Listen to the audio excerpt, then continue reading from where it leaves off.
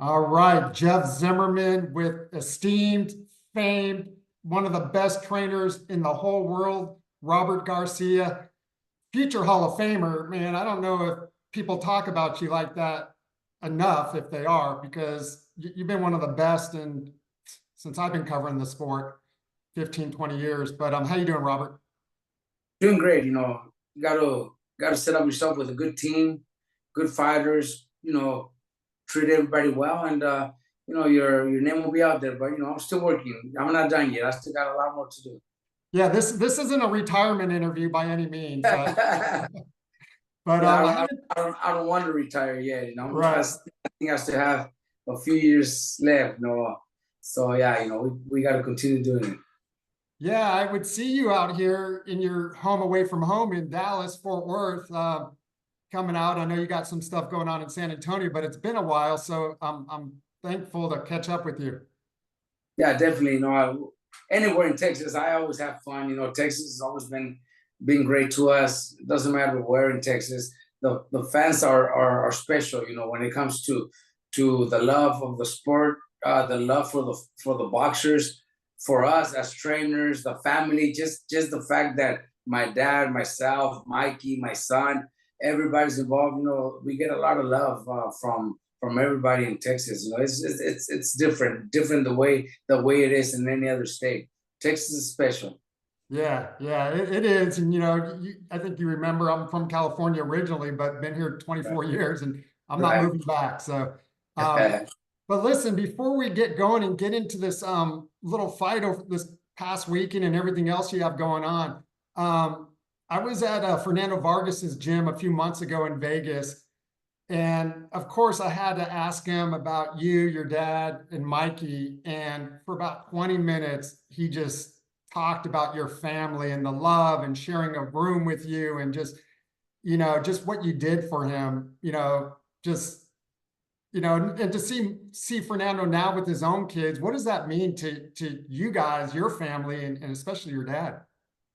Well, you know what? He always says that if it wasn't for my dad, he wouldn't have been around or alive because growing up he grew up pretty rough, family issues, without a father and stuff like that, running around the streets, and then when my dad picked him up, on his way to the gym, when he was walking or running to the gym one day, my dad's like, look at those kids, man, they're always, we see them walking every day, and my dad told him, hey, what, where do you guys live? So they actually live not very far from where we lived in Oxnard. So my dad started giving him rides to the gym. It was him and his younger brother, and everything started there. Fernando became like another one of the family. He had personal problems with his at home with his mom, stepdad, and stuff like that. So he would come over to my dad's house quite often. I got kicked out. Can I stay here? So my dad would let him stay in the house. Spend months at a time. Sleeping in a personal one person bed. Me and him would sleep together. We were young. We were Yeah, yeah. we were still young. So we were like kids. But yeah, we slept together and in the same bed for a while. And shared the same clothes. Because when Fernando would come over to our house, he had nothing with him, nothing at all. So he would borrow my clothes to school, and stuff like that, and that's the way we grew up, and that's why he has a lot of love for my dad. The whole family, we have the same thing for him. Now that he's doing that with his kids, it's great, because his kids are doing great. He's guiding them the way my dad was doing that with us. So I think he learned a lot from my dad, and still, until this day, any little problem, any little thing that he has to talk to somebody, it's my dad that he calls. It's so awesome. I mean, it really is. And just in knowing what he's gone through and then hearing him just talk about the family and your dad and then to see it, I interviewed two of his kids that day too, and just the love they have for for Fernando, it's such a great story. But No, it's great. I think he's got a great story. I think something big is coming for Fernando. He told me that something big is going to come for him. A good story on one of the big platforms. So people are going to be excited. It's going to be a really good one. well, we'll look out for it for sure. We'll definitely see it. But listen, Robert, you've been in the biggest fights against some of the best to ever do it. As a fighter and a trainer, people forget you're a world champion fighter, I think. But break down the fight we just saw this weekend. All the buildup, all the craziness. Two different camps. One completely all business, and the other one was, a little bit Looney Tunes. Break it down for me. It was unbelievable, man. That's the first word that come to my mind. Unbelievable, because nobody, and I mean nobody. I'm pretty sure even people close to Ryan, people around him, were probably questioning, how is the fight gonna end? Does Ryan even have a chance? Because we could all say he fooled us, because we all thought, oh, he's definitely not ready to step into the ring. He needs help, because all the things that were going on social media and everything that he was saying, that he was drinking, getting high, smoking, all that. I truly believe he was going out. He was having a few drinks. I believe he was smoking. He's just one of those guys that has that special, that gifted power and speed that got him through this fight. I'm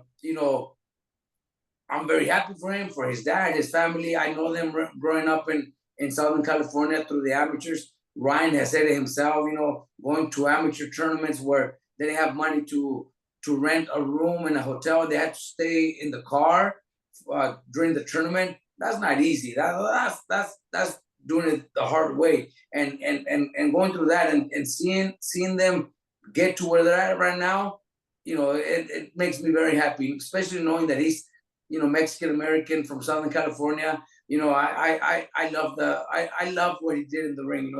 It was unbelievable. But I'm one of those that didn't think he was going to perform the way he did. Just because of what we were seeing on social media and all that. And Haney, the complete opposite. He dedicated, focused, training hard. I'm sure he had great camp, great sparring, the perfect training camp. And then you have somebody that's out there partying, drinking, having fun, maybe not even showing up to the gym, showing up once in a while with Derrick James, but they go in there and he went in there and took care of business. One of the few that could get away with it. I think Mayorga was kind of like one of them. Back in the 70s or 80s. I never seen him fight, but my dad always talks about Ruben Olivares, that they said they used to get him out of the bars to go fight, because he was an alcoholic. So, if Ryan did have fun, drink during camp and everything, he's one of the only ones that could get away with that, because he's just got that gifted speed and power that's gonna get him. He gets away with that. I don't think that's something that anybody else could do. It's just Ryan. Right. And as a trainer like yourself, you don't want something like that to catch on with other fighters, right? This is a complete one-off. Yeah, you definitely don't want that to go to any other fighters, because now fighters might think, well, if Ryan does it, if Ryan gets away with it, I think I could do the same thing. I think I could go out. I think I could drink. And that's not for everybody. Ryan is gifted with that speed and power. He's that timing he has on that left hook is just unbelievable. I don't think there's anybody that could actually prepare for it. There's things that you could do and maybe try to avoid or block it, but it's not going to be easy. That shouldn't, trainers should not want other fighters to pick up those habits. I think Ryan's the only one that could get away with it. Definitely wouldn't want any of my fighters doing stuff like that. Very similar. Brandon Rios was a little bit of a wild kid also, but never to that case where we had to, stop him from drinking or anything like that. He used to have fun and everything, but during camp, he was dedicated. There was a few fights early in his career where a couple weeks before the fight, he was still out there partying and drinking, but it didn't happen when he became champion or anything. He was, he focused and dedicated himself when he was champion. But Ryan is just, like I said, just something, somebody special. Yeah, that's such great perspective too. And just to hear, knowing him, seeing him grow up. And of course, the money he's made, not even in the ring, but outside the ring, I'm sure it's just different levels for someone like Ryan having all that money so young. Wow, it's unbelievable. Like I said, just for him, his family growing up, broke, with not enough money to travel and stuff like that, having to sleep in the car. That's a great story. I think he's earned everything he has and everything he's made through social media, through boxing. And he's so young, he's so talented. He gets the attention of millions of people. He's worldwide known. So there's always, somebody that young is always going to get a lot of attention, especially from females, from girls, that are gonna want to be part of him. So, how could you say no to so much of that? How could you, especially being young, he's a great looking kid, so man, it's not easy, it's not easy for him. But I'm pretty sure he's also, his parents, his team around him are also going to make sure he puts his money away, make sure he invests right, and secure himself for the rest of his life. Let me ask you, Robert, because you would know this as well as anybody. I talked to his dad. They had a Dallas media day here in Dallas at Derek's gym. And I asked his dad, you don't become a 15-time national amateur champion unless you can box, right? And Spence kind of had that same, thing around him before he fought Mikey. There was a lot of people saying that, they thought Mikey would outbox him, at least 50% of the people, a lot of, distinguished, boxing people. And, Spence was an Olympian. So, I mean, can you just clear that up for people? If you do that well in the amateurs, you got to be able to box. You're not knocking out everybody. You know what? You all that experience in the amateurs and all those national titles do help, obviously, but I see the amateurs to the pros as two totally different sports. We've also seen, and I've had in my gym, and I've worked with amateurs that were sensational, unbelievable, never get beat, winning every national title. But then in the pros, for one or the other reason, they just don't make it, are not able to perform. And even though there's other cases where discipline, dedication, stuff like that gets involved, well, then that's obviously a bigger part of it. But guys that won everything that everybody was after, from the amateurs, and then when it comes to turning pro, they're still dedicated, they're still focused, they still give it 100% in the gym, and they just can't make it. There's fighters that could be fighting, 10, 12 professional fights, and you still can't jump them from 4 to 6 rounds because they're not ready, even though they had 300 amateur fights. But then you have the ones that didn't have that much amateur experience and become world champions. It's just, I think this totally two different sports. There's Olympians, medalists that never become champions, where if I'm thinking it's the same sport, any Olympian, gold medalist, silver, bronze medalist, you're already fighting the best in the world. You're fighting the best in every country. So why wouldn't you be able to become a world champion? And it doesn't happen, all the time. Very few make it. So I think it's two different sports. Interesting. And to your point, his dad brought up Luke Campbell, who was a gold medalist that Ryan knocked out. So that's a perfect example there. That's the way I see it. I think it's just like I said, different sport, different punches, different, in the amateurs, they don't count body shots that much.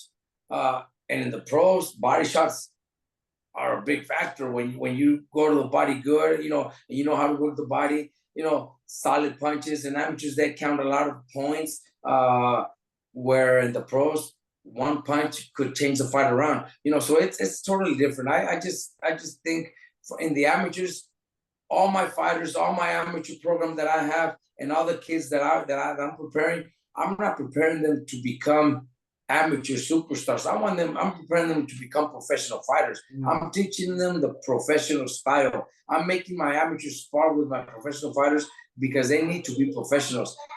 You could be an Olympian, you could be a gold medalist, and yes, you're gonna get a way bigger contract, you're gonna get a way better minimums and everything. But at the end of the day, they all want to become world champions. Once you become world champion, then obviously the purses and everything's going to be big. So, I prepare my fighters to be professional fighters. Interesting. That's interesting. Were you surprised, Devin Haney and his dad, they've done it their own way throughout his career, and it's worked up until the Saturday night. Exactly. Hiring different trainers, signing with different promoters, kind of doing these 3-4 fight deals. I talked to Richard Steele on Sunday morning. He called me and he said to me, why wasn't there a world-class trainer in his corner? This was, Bill was the lead trainer. Were you surprised when you saw that he didn't have a Ben Davidson, someone like you, in the biggest fight of his career? Well, I was surprised because, like you just said, they've done so well, from the beginning. Never signed them to any big promoter, fought them so many times in Tijuana, did everything on his own, did everything their way. When they become big stars, champions, they haven't signed to a top promoter for a long time. They signed fight by fight, maybe 2 or 3 fights at a time. So they've done it their way, and they did well. They did well, but comes a day where you're gonna need to do something about it. You're gonna need the help. And I think now Bill Haney and Devin Haney should realize that the time has come. They need to bring somebody into their camp. And I'm not thinking, and I'm not saying they need to bring somebody into their camp. I think they need to join another camp, because bringing somebody to their camp is still going to be their way. It's still going to be the rules. It's going to be the way they want. They've been doing it. And I'm not saying they've done a bad job, because the kid became undisputed. The kid is a 2-division world champion. The kid, was pound for pound on the top 10 list. I'm not saying they've done things wrong, but the time did come where they need to join somebody else, another team where they're not going to be the main stars, where they're not going to be the full attention in their gym, wherever they do their camps. And if they bring somebody in, he's still going to be the star. He's still going to be the main guy. He's still going to call the shots. I think he needs to go to a camp where he's going to get fighters that want to kick his ass, that are not there, that are not hired to spar with him, that are there in that gym, and you're coming to my gym, we're going to kick your ass. And that's what he needs. That's the type of mentality he needs now, to be in a place where he's not that comfortable. I think it's time now. They've done so good up until this last Saturday. Now it's time for him to find something else. With all due respect to Bill Haney, I don't want him to feel offended or feel like I'm trying to say he's not good. He's done a great job. Look, his son, pound for pound, one of the best fighters in the world, undisputed, 2-division champion. He's done a great job, business-wise and in the gym. But I do believe when it comes to the gym, when it comes to training, it wouldn't be a bad idea for him to join a team where he's going to get all that work.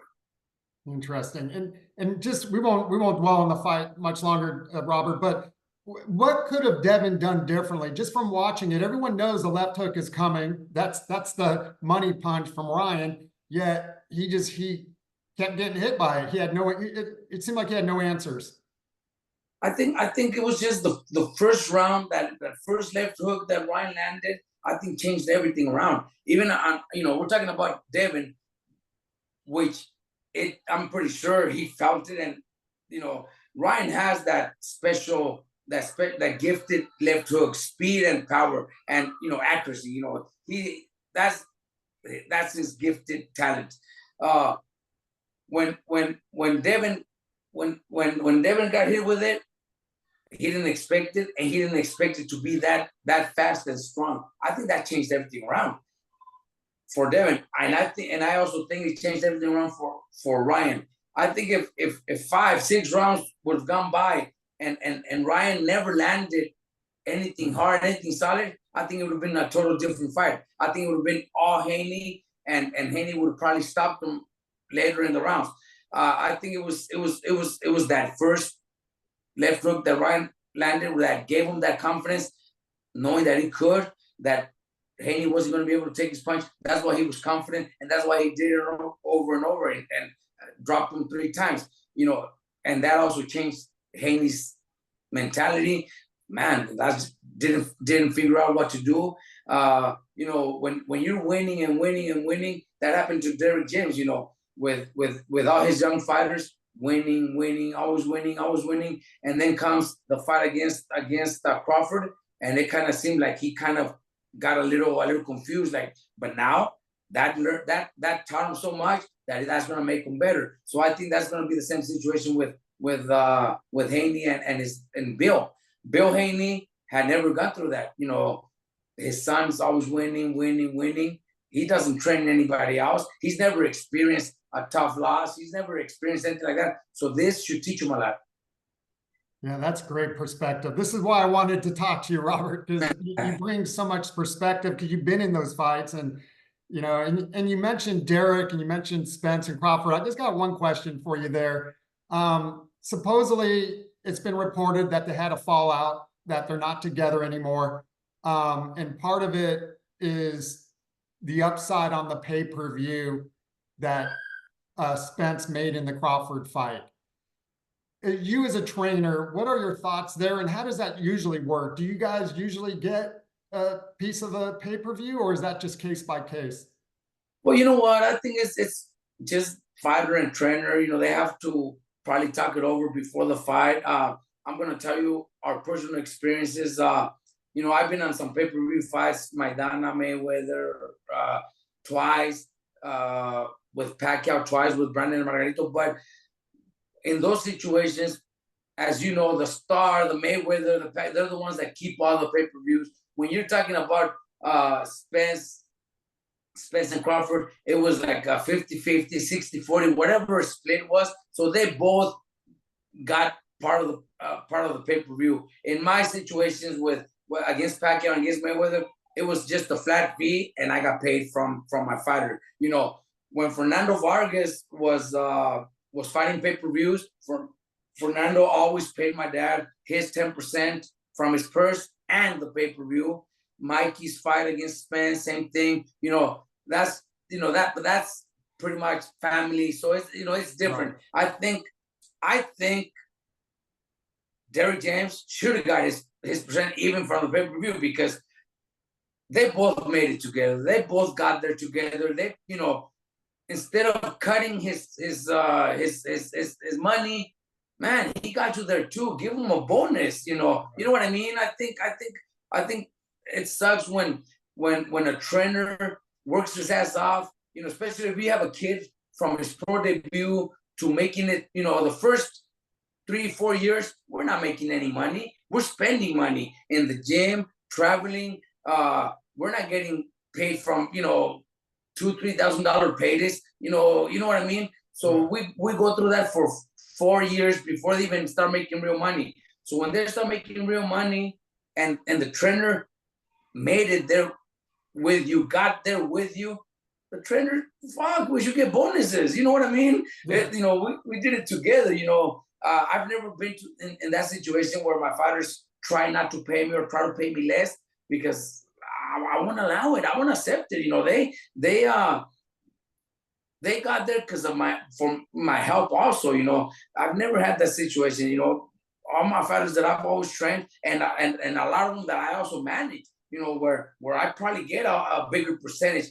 Never has one of my fighters said, I can't pay you so much because it's just not acceptable. I think trainers deserve that percentage. If it's from the fight, the pay-per-view is also part of the fight. It's also part of the business. I think the trainer should get his cut, but I really don't know the situation. Yeah. I don't know. I really don't know. Maybe they should have talked about it, knowing that something like that was going to happen. I really don't know. I can't really say exactly what happened.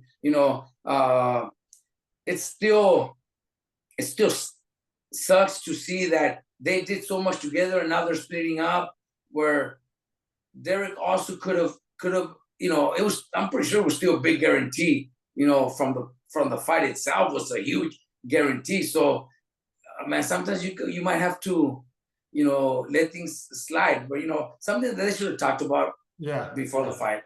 Yeah, I'm sure he did all right, but I hear you though. And it, being here in Dallas, it's unfortunate because, like you said, they came up together and Exactly. became pound for pound one of the best. So, but anyways, I just wanted to hear your thoughts on that. Very interesting. But listen, man, you got a big fight coming up next week, and boxing is on a roll right now, and you're somehow always in the mix at some capacity. You may have some fights.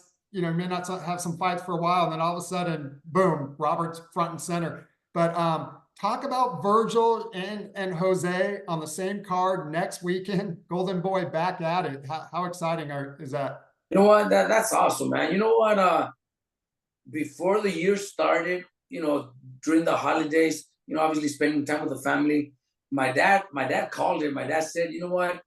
This year, I have a feeling Oscar De La Hoya is gonna come strong, and he's doing exactly that same thing. Right away, January 6th, Vergil came back and had a great fight. Obviously we thought we would have wanted to see more rounds, but it is what it is.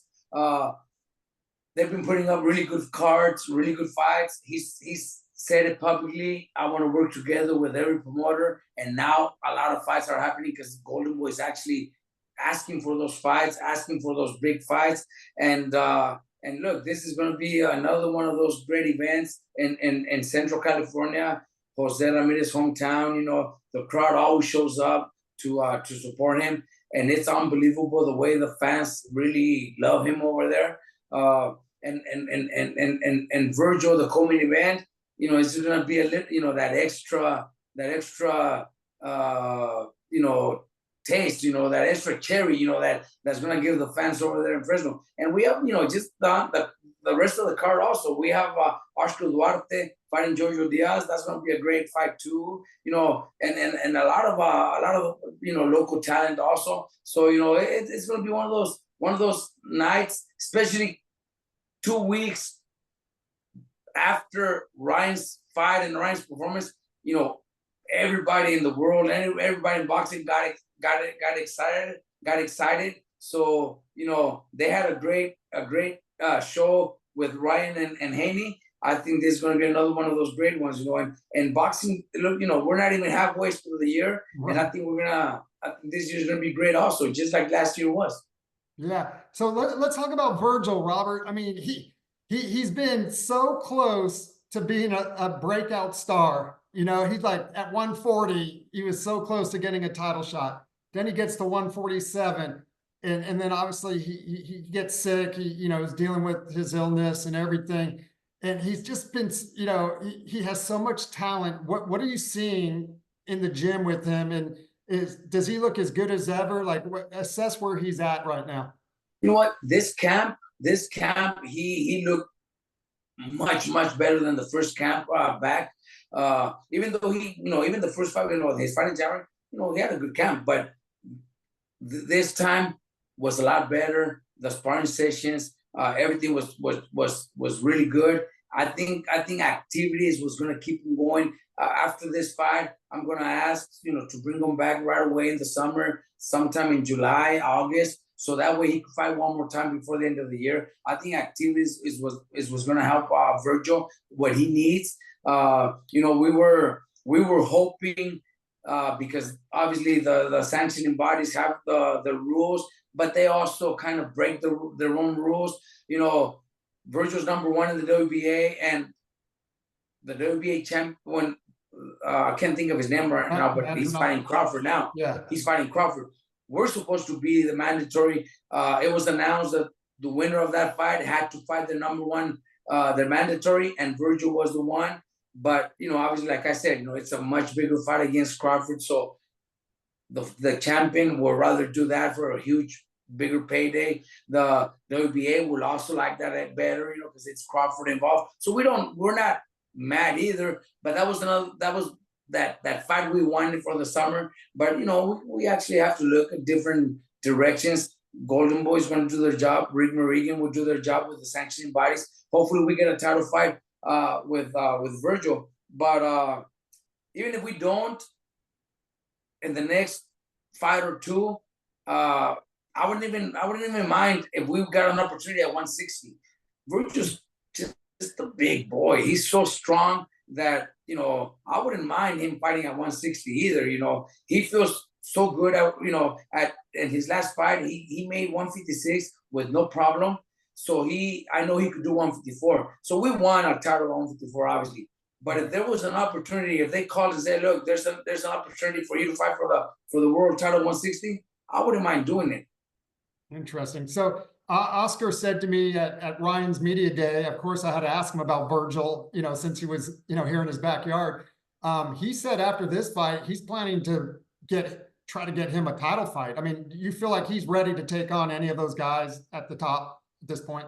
I think he is, and the plan was to get, the WBA champion. Now he's fighting Crawford, and it'll be in July. So the winner won't be able to fight probably till the end of the year. Yeah. So I don't know if any other champions are going to be available also, because Fundora just won 2 titles.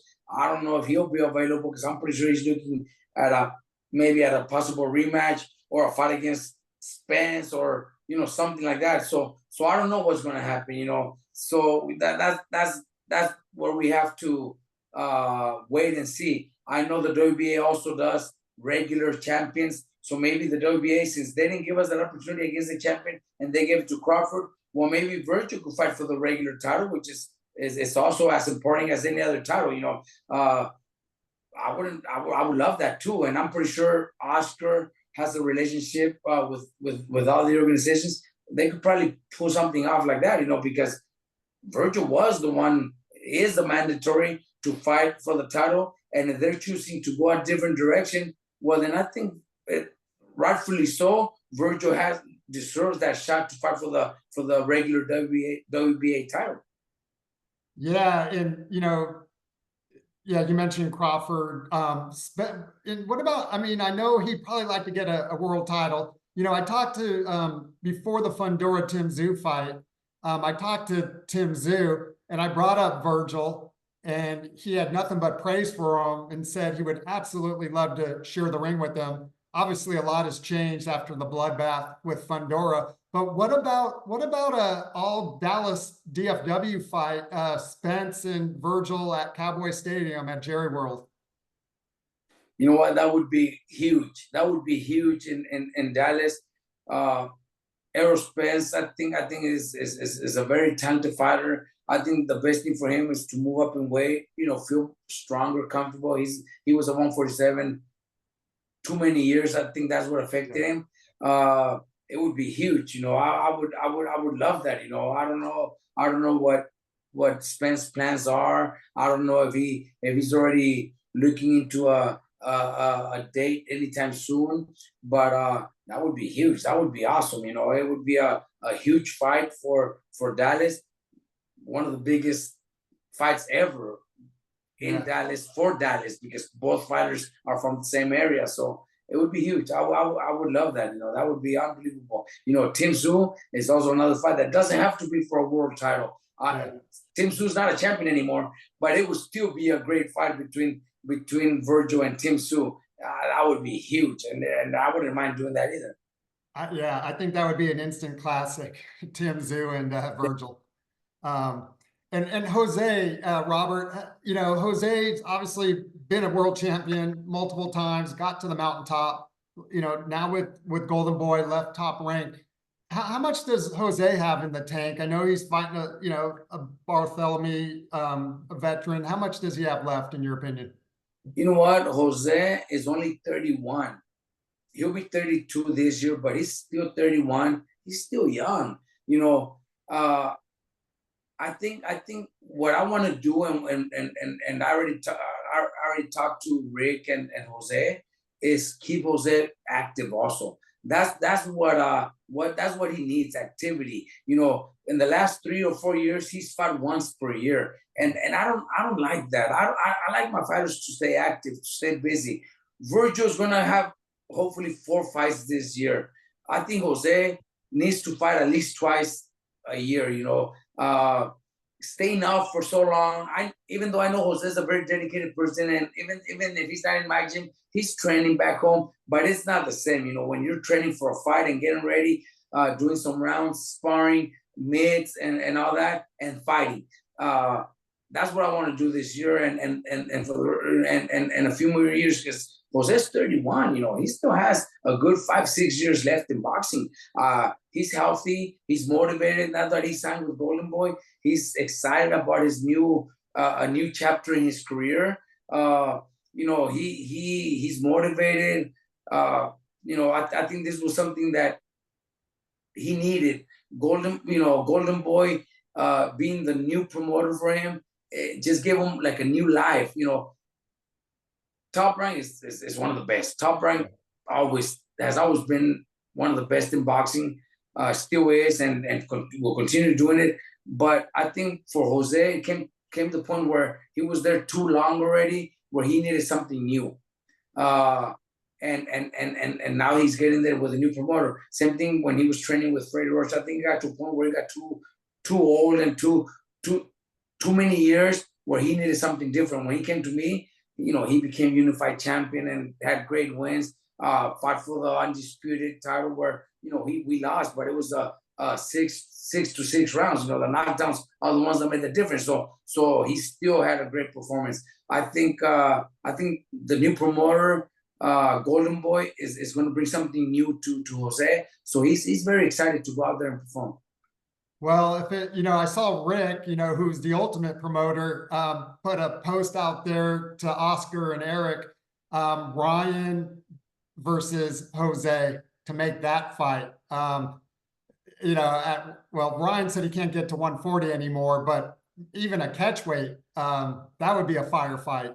Him and it would be a great fight. Rick is a great promoter. That's why the first thing he did was right away put that picture of them together, right, and say that's a fight to make. He's a great promoter. He does a great job when it comes to promoting and managing and doing all that stuff. He's great. But, I don't see that happening. I think Ryan knows, and Ryan's team, his attorney, his family, his dad, they know that it's a risky fight. It's too much risk for very low reward, because I think at this point Ryan wants those huge fights. I don't think Ryan is going to take risk of losing where he won't get the most money out of it. I think Ryan became a superstar, especially after he already was, but after that, this last performance last Saturday, he became a superstar, the face of boxing. I could probably say that.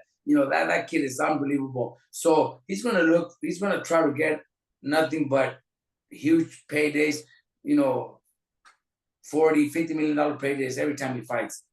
Well, Oscar said after the fight, he's calling the shots now. So he is probably the de facto face of boxing. I think so too. Yeah.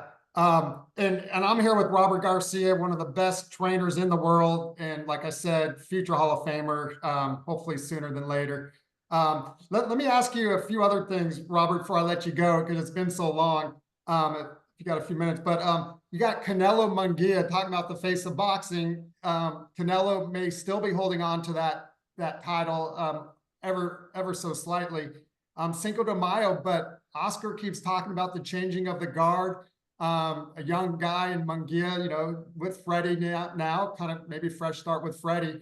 Young, powerful, young legs. How do you see that fight going? Well, Munguia is a very strong kid. I had one of my my guys spar with him for his last fight against Ryder. And does he have some strong legs, strong back, strong fighter, man. He's young also. So yes, that's a very positive thing to think about him. But Canelo's just in a different level. I think it's already a win for Munguia getting that fight. Munguia, Sanford, Fernando Beltran, and his promotion, Golden Boy. Everybody already won. That's a win. If you make it to fight somebody like Canelo, you already won. Munguia's gonna get the biggest payday of his career. Fernando Beltran is also gonna get a chunk of it. Golden Boy's gonna get a chunk of it. So they already won. I think Canelo wins. Will Munguia put up some good rounds? Does Munguia have a heart to go out there and try and do whatever it takes to win? Yes, he does. I just think Canelo's just in a different level, and Canelo's gonna win. But man, you don't lose there. You already won. It's what when Mayweather was fighting, everybody getting the opportunity to fight Mayweather pretty much already hit the jackpot, because they're gonna make the biggest payday of their careers. So even Robert, even after what we saw this past weekend, nobody expected Ryan. He had kind of the one trick pony with the left hook. You don't think Munguia can catch Canelo? Well, I don't see Munguia drinking and smoking. So if he was drinking and smoking, maybe he could do it. Right. Yeah, you know what? Ryan is just special, man. It's just one in a million. What he could get away with. I think Munguia, obviously, there's always that chance. A good punch. Canelo's already up there in age. Already had a lot of fights, a lot of training camps. I'm not saying wars, because I don't think Canelo's ever been in a war.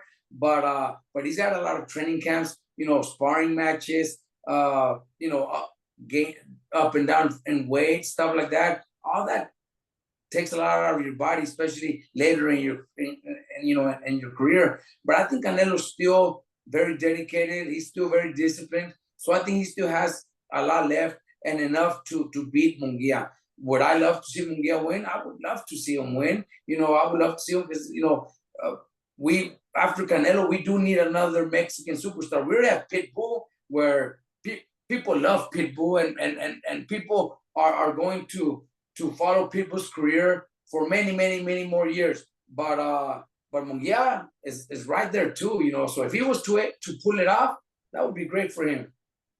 Yeah, and if I were to replace the name Munguia with Benavidez, what would you say? You know what? I've said it a few times, and I don't even want to bring it up, because I don't think we'll see that fight. Honestly, I don't think we'll see the fight. I think Benavidez is already looking at different things. He's already fighting a light heavyweight, and if he wins this fight, he's going to fight against the winner of Bivol and Beterbiev. So he's looking at big things for himself also. He doesn't need to chase a Canelo fight. He's doing great himself too, and moving up in weight, and then he'll probably eventually even move up to cruiserweight, because he's big enough to do it. In the future, he could even be a super heavyweight. That's what I would do. Why chase a Canelo fight when Canelo's never gonna? Canelo's just not gonna give him that chance. Not because he's afraid. He just has pride, and he's just gonna say, "Fuck what you've been saying. I'm just never gonna give you that opportunity." That's what Canelo's thinking. Yeah. You mentioned Beterbiev, Bivol. That's a classic for like old school fans. How do you see that one playing out? It's a hard pick, man. But I've said it. If I have to really pick a winner, I think Bivol wins by decision. I know Beterbiev has that insane power also, but Bivol has a great in and out long punch style where he could just try to box throughout the fight and win a decision.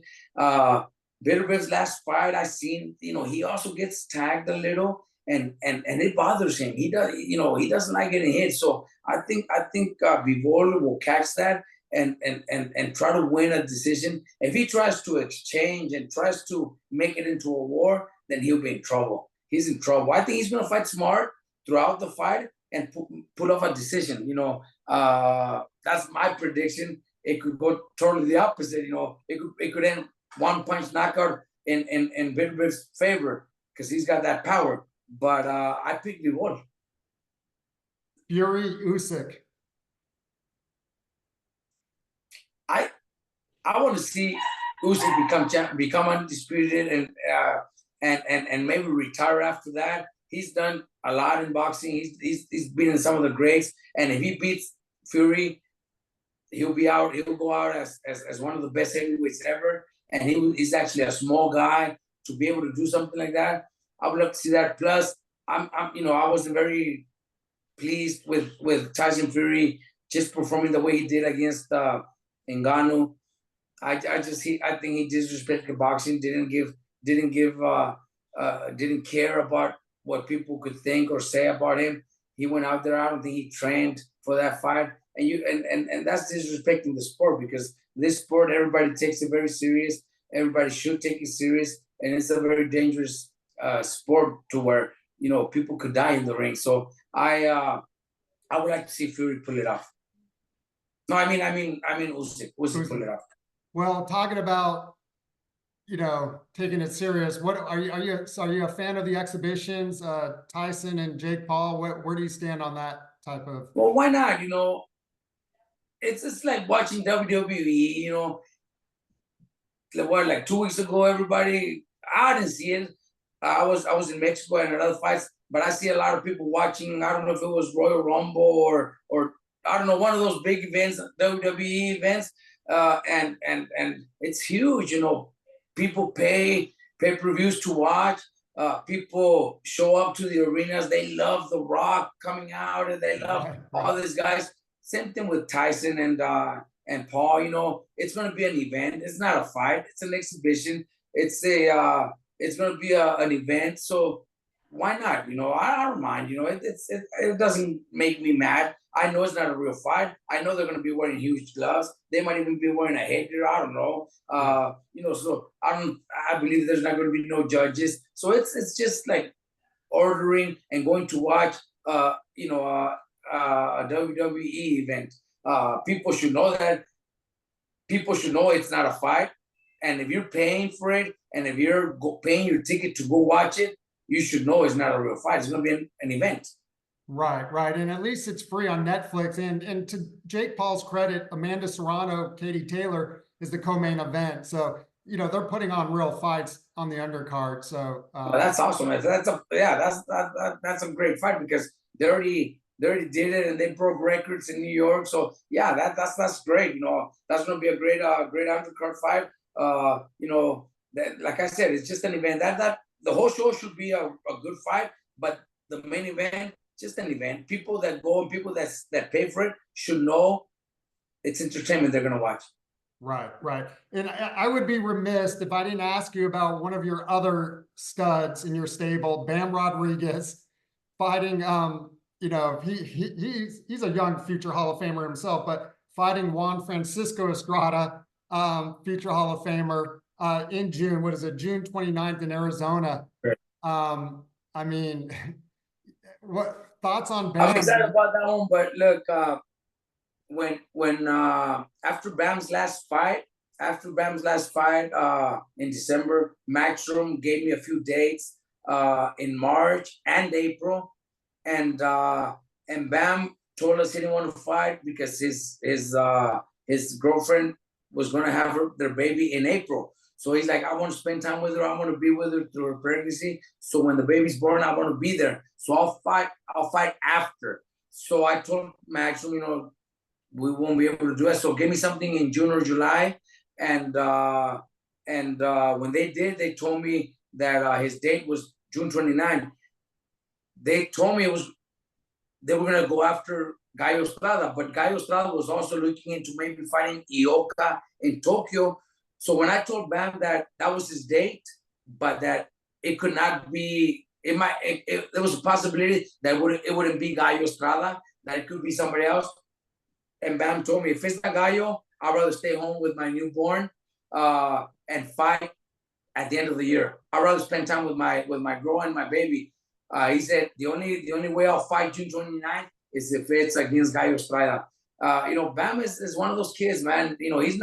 He's not waiting. He just turned 24 in January, and he's already fought a couple Hall of Famers. He's already unified. He already went down in weight division to become a champion and unified his title. That kid is not wasting any time. You know, sometimes, you know, there's gonna be a moment where I'm gonna have to put a little stop on him, because imagine he beats Gallo, he's gonna want to go up to 122 and fight Inui. You know what I mean? That's just the way Bam is. But you know, we might have to hold him back a little.